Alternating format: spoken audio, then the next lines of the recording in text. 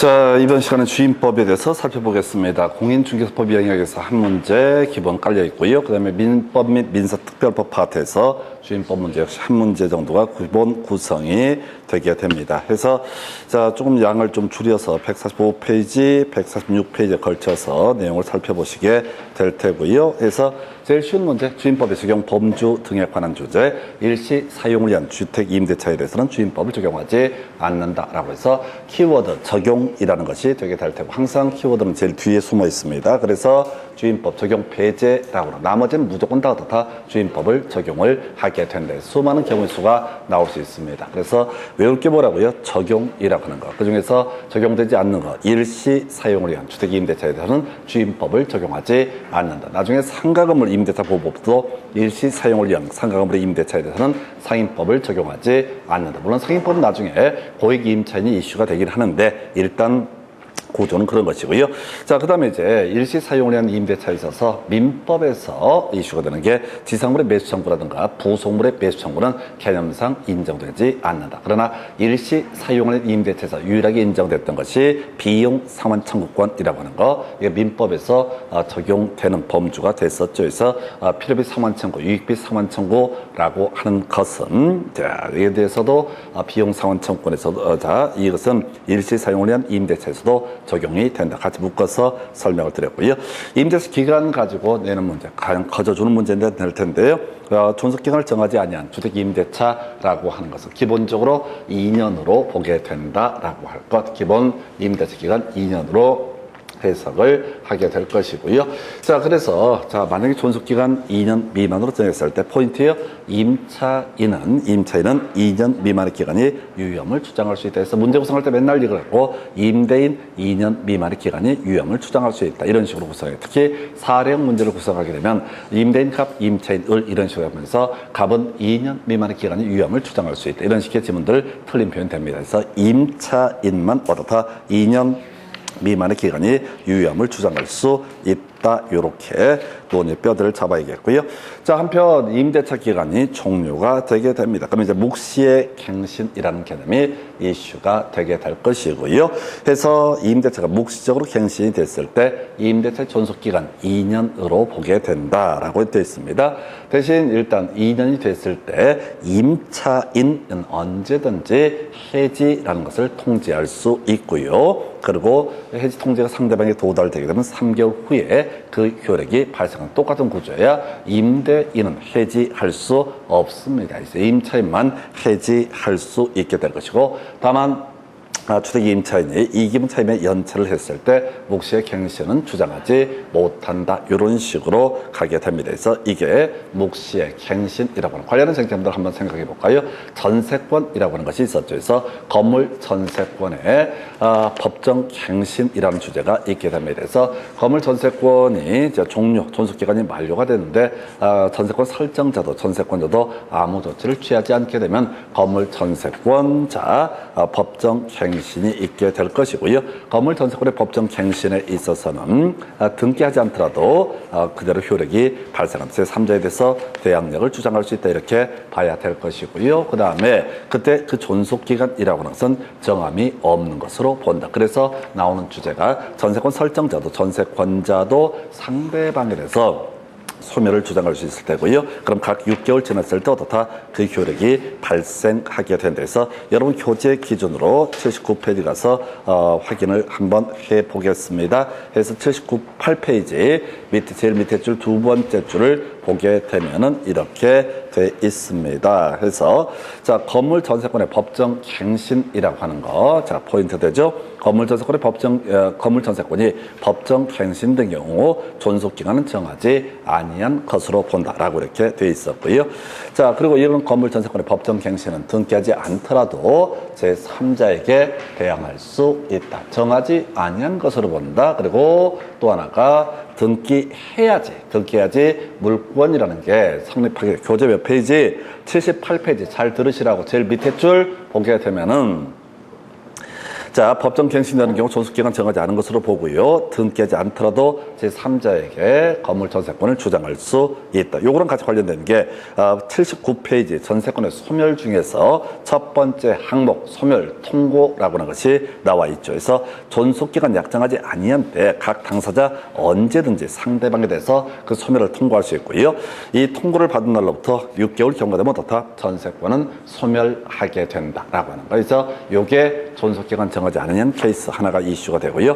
또 하나가 토지 임대차라고 하는 것도 이슈가 되죠. 그래서 여러분 교재 95페이지 가서 보시게 되면은 토지 임대차에서 해지라고 하는 거에서 임대인 해지, 임차인 해지 두 개 나와 있습니다. 교재 95페이지 가서 보게 되면은 거기 이제 임대인 해지 1번 보니까 존속기간 약정이 없는 임대차에서 임대인 언제든지 해지를 통지할 수 있고요. 임차인이 통지를 받게 된 날로부터 6개월 지나게 되면 어떻다?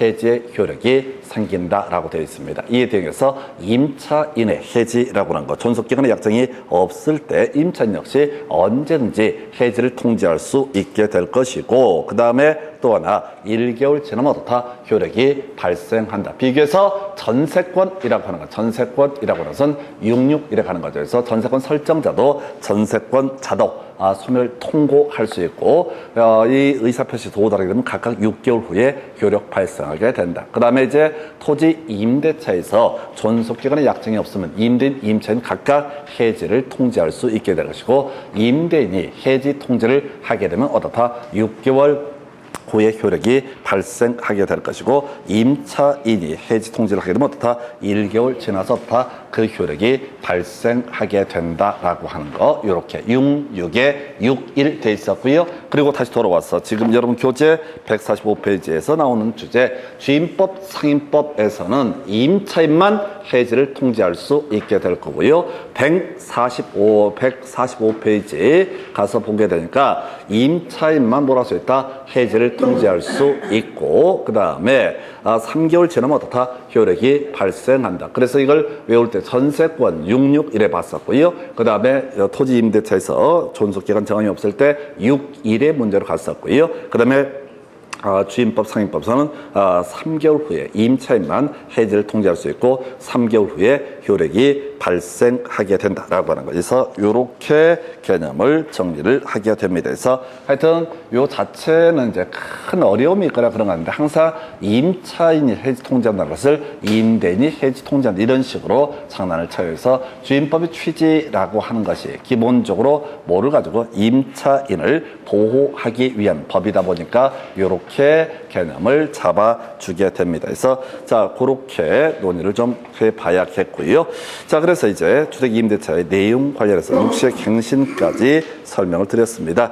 그 다음에 이제 임차인의 권리 등 관련해서 논의하게 될 주제 중에 하나가 대항력, 그 다음에 우선 변제권 등이 문제가 되게 된다. 다시 갑시다. 우리가 전세권 같은 경우는 등기해야지 어떻다? 성립하게 됩니다. 근데 채권이라고는 임차권이라든가 환매권은 등기하지 않더라도 그 권리가 발생하게 될 건데, 물권인 전세권은 등기를 통해 성립하기 때문에 제3자에 대해서 당연히 전세권 등 물권을 주장할 수 있다. 그러나 채권인 환매권, 그 다음에 임차권 등은 외부에서 그 권리의 존재를 알 수가 없기 때문에 제3자에게는 임차권 등을 주장할 수 없다라고 할 거. 자, 그래서 나온 얘기가 원래 임차권 등기를 하게 되면 외부의 공시가 되기 때문에 어떻다? 바로 대항력이 발생할 텐데, 등기를 안 하더라도 주택임대차에 있어서는 주민등록 전입신고를 하게 되면 어떻다? 바로 대항력이 발생하게 된다. 그런데 이제 간접점유 얘기 나와야 되죠. 원래 직접 점유라고 하는 임차인이 전입신고를 해야 당연히 대항력 발생할 텐데, 간접 점유라고 해서 임차인의 동거인만 전입신고를 하더라도 다 대항력이 발생하게 된다. 임차인의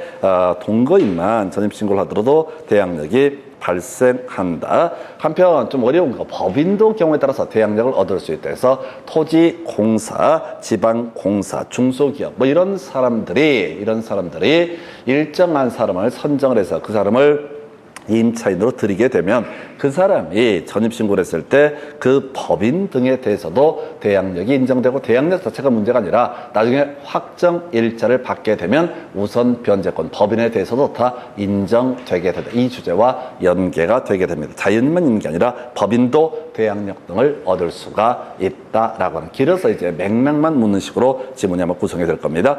자, 대항력 발생 시기 다음날 0시가 되게 되는 거죠. 그래서 우리가 이제 인도받고 원래대로 치면 인도받고 주민등록 이렇게 갈 텐데 인도는 이제 키만 받게 되면요 실제 그 집에 안 살아도 지배하고 있으니까 점유를 하고 있는 것으로 봐야 되고 그래서 포인트가 되는 것은 뭐라고요? 주민등록을 마치게 되면 그 다음날 0시부터 대항력이 발생하게 된다. 그래서 뭐 이 자체 중요한 거 아니고 얘는 나중에 우선 변제권이라는 개념과 연계가 되게 됩니다. 그래서 자, 이건 날짜 자체가 중요한 건 아니고 우선 변제권에서 날짜가 중요하죠. 단편 우리가 전세권 설정 등기라고 하는 거, 저당권 설정 등기라는 거, 자, 권리 성립 요건이고요. 단편 존속 요건은 아니다. 그래서 불법적으로 전세권 설정 등기가 말소가 됐다. 불법적으로 저당권 등기가 말소가 됐다라고 할지라도, 자, 이게 뭐가 문제가 된다고요? 자, 저당권 전세권을 소멸하지 않는다. 이에 비해서, 자, 지금 대항력을 갖추기 위해서 전입신고라고 하는 것은,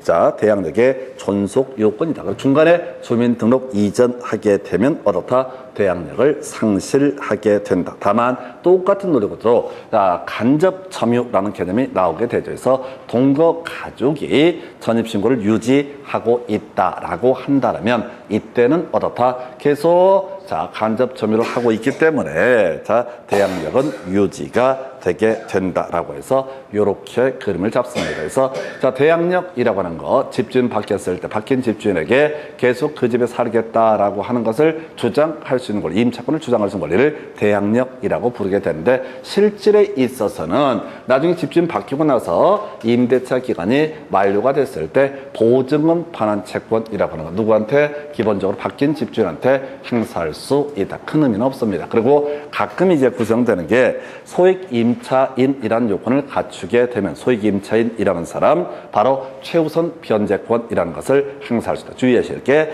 자, 나중에 확정 일자랑 아무 관계 없어요. 지금 소액 임차인이라는 사람이 그림을 체계를 잡아내야 돼. 소액 임차인이 대항력을 갖추게 되면은 소액 임차인이 대항력을 갖추게 되면은 그때는 어떻다고요? 바로 소액 임차인 대항력을 갖추게 되면은 선순위 담보 물권자보다 좋다. 우선 배당을 일정 금액까지 받을 수 있다. 설명드리겠습니다. 자, 우리 뒤에서 논의할 우선 변제권은 별개 문제야. 지금 여기서 포인트는 대항력이 있으면 어떻다? 최우선 변제를 받을 수가 있다. 물론 논의 전제는 소액 임차인이라는 전제가 쌓여 있어야 된다. 개념이 이런 식이야. 갑소유 X 부동산에 대해서 을이라는 사람이 저당권이라고 하는 것을 가지고 있다. 을이라는 사람이 어떤 저당권을 가지고 있다. 병이라는 사람이 자, 임차인이 되게 된다라고 이렇게 전제를 삼게 됩니다. 병이라는 사람이 임차인이 되게 된다. 근데 이 사람이 대항력을 갖췄다. 그럼 경매 진행되면 당연히 뭐부터 당연히 을부터 배당을 받는 게 기본 구조입니다. 등기된 순위에 따라서 경매가 진행돼서 배당을 받기 때문에. 그런데 만약에 이 사람이 소액 임차인이다. 형편이 되게 어렵다라고 전제하면 과거에 어떤 문제가 터지게 되냐면 경매 과정에서 을이라는 사람은 뭐 배당을 받는다고 치고 소액 임차인 단돈 10원도 받지 못하는 그런 사태가 터져서 길거리에 남게 되는 그런 사례가 터졌다. 그래서 소액 임차인 이게 지역에 따라 금액이 다 달라집니다. 그래서 서울 같은 경우 지금 1억이라는 금액이 소액 임차인의 보증금 금액이 되게 될 텐데 자, 이때 소액 임차인의 경우에는 일정 금액까지는 어떻다. 자, 서울의 경우 1억에 3,400입니다. 3,400까지는 선순위 담보 물권자보다 좋다. 우선 배당을 받을 수 있다. 얼마까지? 3,400이라는 금액. 금액을 외울 수는 없고요. 지역마다 금액이 다 달라지기 때문에 의미는 없어요. 그런데 이 긴 얘기를 한 결론은 만약에 이런 소액 임차인에 대해서 최우선 변제권을 무제한으로 인정을 하게 되면 집주인하고 작당을 한 갑을병정, 무기 이런 애들이 다 뭘 할 것이다. 소액 임차인으로 경매 넘어갈 때 다 고모의 딸, 이모의 아들 다 내세워서 선순위 담보물권자가 전혀 보호받지 못하는 문제가 터지게 된다. 그래서 소액 임차인의 최우선 변제권의 변제 범주는 전체 배당 금액 얼마? 2분의 1까지만 어떻다? 허용되게 된다라는 얘기. 그래서 2분의 1까지만 어떻다? 최우선 변제권이 인정되게 된다. 숫자는 외워요. 2분의 1. 문장 못 외워. 과정 더럽게 복잡해. 해서 자, 최우선 변제권 얼마? 2분의 1. 요거는 이제 너무 복잡하기 때문에 숫자만 가지고 장난을 치게 됩니다. 그래서 다시 갑시다. 자, 지금 대항력을 가지고 있다. 그러면 이제 바뀐 집주인이 바뀌었을 때, 임대차 기간 만료됐을 때 바뀐 집주인한테 보증금 반환 청구 등을 할 수가 있다. 이런 논리 구조가 될 테고요. 예외도 있습니다. 근데 큰 이슈는 안 될 테고, 그 다음에 소액 임차인은 최대 2분의 1의 범주에서 선순위 담보 물권자보다도 우선 변제를 받을 수 있다. 그래서 형편이 어려운 분들, 쫓겨나는 문제를 막기 위해서 이렇게 다루고 있는 것이다. 이렇게 봐야 되겠죠. 그 다음에 이제 검토 드리게 될 주제가 우선 변제권이라는 개념이 나오게 되죠. 그래서 자, 우선 변제권은 이런 논리 구조죠. 자, 갑소유의 X 부동산에 대해서 의리 저당권을 가지고 있다. 병이 지금 이제 앞에서 얘기했던 대항력하고요. 그 다음에 또 하나 확정일자라고 하는 것을 통해서 우선 변제권을 확보를 했다라고 전제하고 갑을병정이라는 사람이 또 뭐가 있다? 지금 이제 저당권을 가지고 있다. 그럼 원래 이제 배당이라는 것은 등기된 순서에 따라서 배당을 하는 게 원칙인데 이런 임차인이 확정일자까지 받게 되면 우선 변제권을 가지게 될 것이고 그래서 이 병이라는 임차인은 후순위 권리자인 바로 정보다 어떻게 할 수 있다? 경매 과정에서 우선 배당을 받을 수 있다. 원래는 뭐 해야 돼? 등기가 돼야지 순서에 따라서 배당을 받는 건데 확정일자까지 받게 되면 뭐야? 등기가 안 됐음에도 불구하고 후순위 권리자보다 우선 변제를 받는 개념을 가리켜서 뭐라 부른다? 우선 변제권. 그래서 우리가 앞에 경매 이런 거 공부하실 때 이런 말씀을 드린 바가 있었습니다. 자, 경매 개시 결정의 등기가 있게 되면은 법원에서는 최저 매각 가격 등을 결정하기 위해서 바로 배당 요구의 종기를 정하면서 배당 요구를 하십시오라고 연락을 하게 됩니다. 그러면 이제 이런 사안, 이 갑소유의 X 부동산, X 주택이 경매 넘어가게 되면 이 병이라고 하는 임차인은 법원에 대해서 뭘 해야 된다고요? 배당 요구를 해야 돼. 배당 요구를 하지 않게 되면 어떻다? 경매 대금에서, 경매 환가 대금에서 우선 변제, 정보다 우선 변제를 받을 수가 없다. 자신의 권리를 지켜내기 위해서 배당 요구의 종기까지 뭘 해야 된다? 배당 요구를 해야 된다. 그럼 이제 나중에 경매가 진행되면 말소 기준 권리 이 그림에서는 의뢰 저당권이 될 테고 의뢰 저당권부터 시작해서 그 밑에 있는 권리는 모두 매각으로 어떻다? 소멸하게 된다. 요렇게 이제 그림을 잡게 되는 거죠. 그래서 이 배당 요구를 했을 때 병이나 사는 배당 요구 했을 때 정보다 우선 배당을 받을 수 있는 권리, 이걸 우리가 이름하여 우선 변제권. 우선 변제권은 그냥 주어지는 것이 아니라 앞서 얘기했던 대항력권, 즉 전입신고해야 되고요. 그리고 나서 또 하나 이슈가 되는 것이 동사무소라든가 또는 공증인 사무소 등에 가서 확정일자, 계약서에다가 도장 받고 걔들이 도장 찍어주면서 따로 이 확정일자 부라는 문서에다가 언제 입주했고 등등등 이런 것을 표시를 해놓은 문서를 확정일자 부라고 얘기를 하게 되는데 거기다 표시를 하게 되면 나중에 자, 그 병하고 정의 순위를 따져 물을 때 이 우선 변제권이 후순위 권리자 정보다 우선 변제를 받을 수 있다. 자, 그리고 이제 여러분 교재에 보면 정보 요청이라고 하는 거 하나 먼저 체크를 해야 되죠. 지금 최근에 이제 이슈가 됐던 주제라서 새롭게 교재에다 입력을 해 봤는데요. 임대차 계약을 체결하려는 사람은 뭘 할 수 있다? 임대인의 동의를 받아서 자, 정보 제공을 요청할 수 있다라고 되어 있습니다. 뭔 소리냐면 내가 세입자가 되고자 합니다. 세입자가 되고자 합니다. 그런데 그 앞에 나보다 선순위 세입자들이 있을 거란 말이야. 그럼 이제 대항력 우선 변제권 갖추고 있는데 보증금이 총 먼저 얼마나 배당이 받는지 알 수가 없잖아요. 그래서 그때는 임대인의 동의를 받아서 뭘 할 수 있다? 바로 확정일자에 관한 정보를 제공을 요청할 수 있다. 그래서 확인해 보고 나서 그리고 나서 뭘 한다고요? 자기 지금 세입자가 여러 명이다 이런 집이라고 쳤을 때 그 사람들 앞에 배당받는 금액이 얼마가 되는지를 계산해 본 다음에 어떻다? 바로 입주를 할 수가 있다. 임대차 계약을 체결할 수 있다. 해서 요걸 가지고 임차인의 동의를 받아서 아니야 임대인의 동의를 받아서 어떻게 할 수 있다. 이런 확정일자에 관한 정보를 확인할 수 있다. 최근에 이제 이 주제가 한번 출제가 됐습니다. 다시 갑소유 X주택에 대해서 여기가 여러 사람, 뭐 다가구라서 여러 세입자가 들어가 있을 때 자기보다 선순위 세입자가 누구인지, 금액이 얼마인지 이런 것들을 확인할 수 있는 거, 이 과정에서 뭐가 필요하다? 임대인의 동의를 받으면 뭘 할 수 있다? 이런 확정일자와 관련된 정보 등을 확인할 수 있다라고 하는. 그 외에 저거 있죠. 은행 등은 이런 임대인의 동의 등 필요 없이 그냥 채권 가지고 있으면 바로 확인할 수 있는데 시험에는 이걸 갖고 내고 있어요. 그래서 지금 새로운 세입자가 되고자 하는 사람은 임대인의 동의를 받아서 확정일자에 관한 정보 제공을 요청할 수 있다라고 해서 그렇게 해서 정보 확인을 한 다음에 금액 계산해 보고 경매가 진행되더라도 내가 배당을 받겠다라고 계산이 서게 되면 이제 세입자가 되면 안전빵이 되겠죠. 그래서 자 이런 게 있겠고 그 다음에 이제 발생 시기 이게 이제 계속 사회적으로 문제가 되게 되죠. 그래서 우선 변제권이라고 하는 것은 대양 요건과 확정일자를 모두 갖춘 날의 다음 날 0시부터 다 발생하게 된다라고 해서 자 이게 이제 하나의 이슈가 되게 됩니다. 그래서 자, 이 우선 변제권이라고 하는 거 다음 날 0시. 그래서 항상 시험 문제 구성되는 게 이런 거잖아.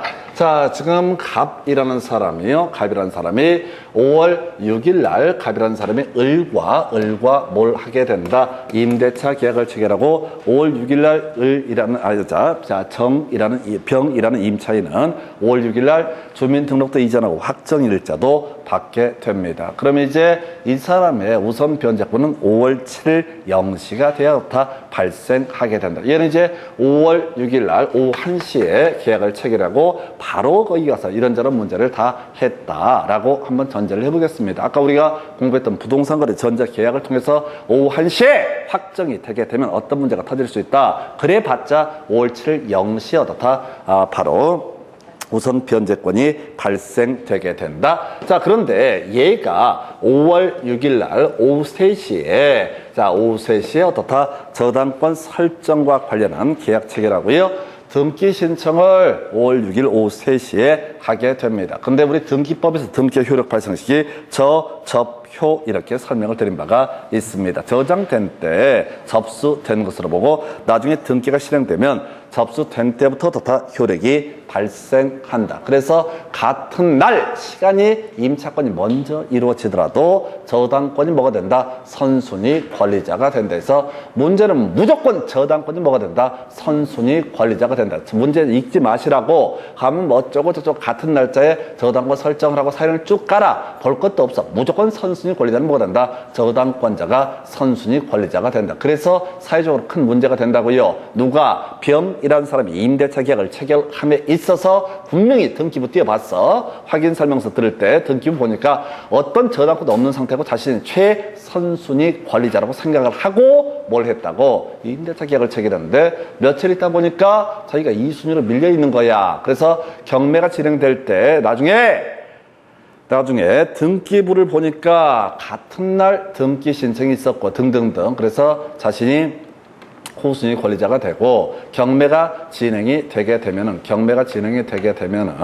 무슨 문제가 있다고요? 자, 저당권자가 다 우선 배당을 받게 된다. 그래서 이게 사회적으로 큰 문제가 되게 됩니다. 그래서 어찌됐든 문제를 풀어갈 때는 무조건 저당권자가 다 선순위 권리자가 되게 된다라고 하는 거 이렇게 봐야겠고요. 그 외에 자, 우리가 아까 배당 요구 종기 다시 한번 머릿속으로 생각해야 돼. 경매 개시결정에 등기가 있으면 법원에서는 뭐라고요? 배당 요구의 종기를 정해주면서 임차인 등에게 배당 요구를 하도록 안내를 하게 됩니다. 근데 그 와중에 배당 요구의 종기가 되지 않았는데 이때 중간에 주민등록등을 이전을 하게 되면 어떻다? 이 사람은 대항력 잃게 되고 대항력 잃으니까 당연히 우선 변제권도 잃게 되게 된다. 똑바로 외우셔야 돼. 배당 요구의 종기까지. 그래서 우리 앞에서 이제 이 주민등록이라고 하는 것은 두 가지 의미이자 대항력 그리고 우선 변제권의 효력 발생 요건이자 효력 존속 요건으로서 의미를 갖게 된다. 그래서 하여튼 중간에 이사 가고 전입신고 주민등록 이전하게 되면 이 사람은 전혀 경매 과정에서 보호를 받을 수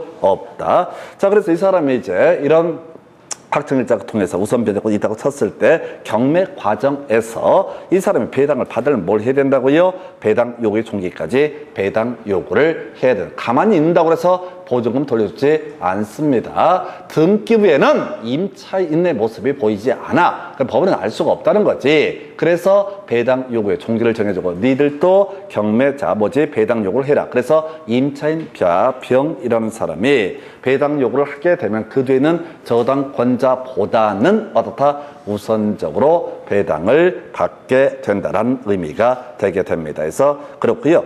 그 다음에 이제 우리 주택법 공부하실 때 공법에서 주택의 정의 이렇게 봤습니다. 건축물의 전부 또는 일부하고요. 부속 토지를 묶어서 뭐라고 한다? 주택이라고 정의를 하게 됩니다. 주택이라고 정의를 하게 됩니다. 그래서 혹시 어떤 이유가 있어서 주택 중에서 대지면 경배가 넘어가더라도 당연히 주택이 일부니까 대지 환가 대금에 대해서 어떻다? 우선 변제권 행사할 수 있다. 이렇게 논의를 하게 될 테고요.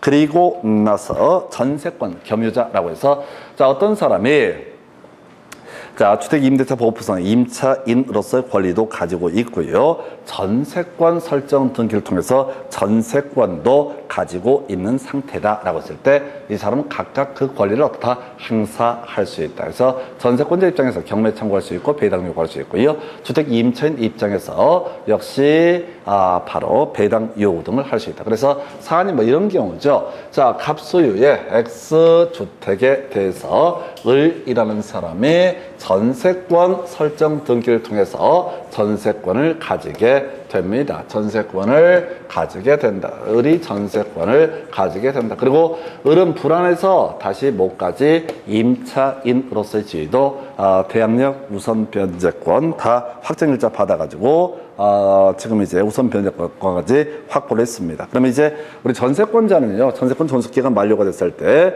자, 지금 전세금 반환이 없게 되면 경매 청구를 할 수가 있습니다. 참고적으로 전세권자, 이 사람이 경매 청구를 하려면 이 목적물 자체를 누구한테 전세권 설정자에게 인도해 줘야 됩니다. 나가야 돼. 그리고 나서 상대방이 이행지체에 빠져 있을 때 그때 뭘 할 수 있다? 경매 청구를 할 수가 있다. 이렇게 그림을 잡게 됩니다.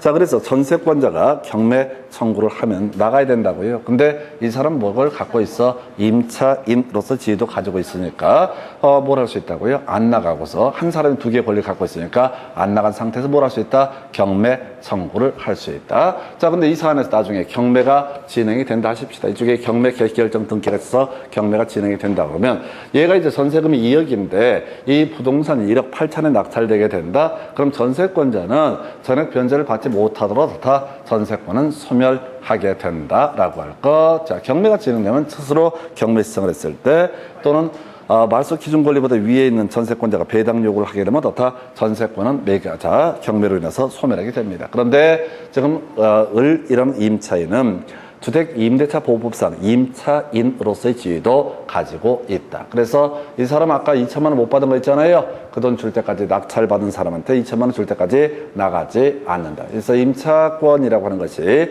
뭐가 된다고요? 말소 기준 권리보다 위에 있기 때문에 임차권은 매각으로 소멸하지 않는다. 그래서 나머지 2천만 원 다 받을 때까지 낙찰 받은 사람에게 뭘 주장할 수 있다? 임차권을 행사할 수 있다. 이 얘기를 가리켜서 전세권하고요, 주택 임차권 각각 행사할 수 있다. 이렇게 해석을 합니다. 뭐 설명은 길었었는데 실제 내용은 간단하고요. 그 다음에 임차인이 이제 경매 과정에서 자, 지금 보증금을 반환받기 위해서는 당연히 목적물의 명도라고 하는 거 이루어져야 됩니다. 누구한테 명도하냐면 낙찰받은 매수인한테 명도를 하게 됩니다. 그래서 이 낙찰받은 분에게 주택을 넘겨줘야지 그 사람이 법원에 연락을 해줘요. 세입자가 주택을 줬다. 그러니까 법원에서 어떻게 해라? 돈 배당금 지급해도 된다. 연락을 해줘야지 배당금을 받을 수가 있다. 이걸 이름하여 동시이행의 관계라고 이렇게 부르게 되죠. 자, 그래서 이 동시이행의 관계 관련해서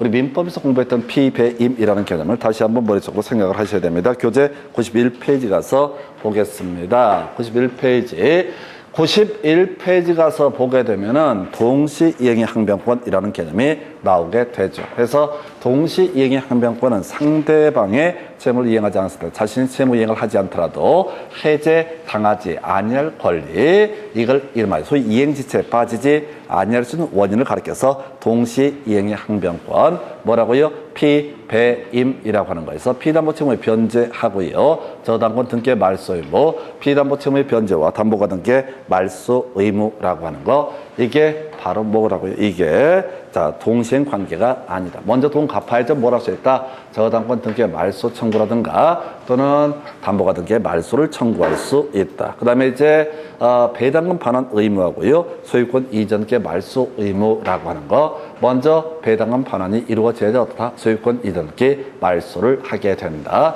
세 번째, 자 좀 이따 공부할 주제죠. 임차권 등기 명령에 따른 주택 임차권 등기 말소 의무와 임대차 보증을 반환 의무는 임대차 보증금의 반환 의무가 뭐가 된다?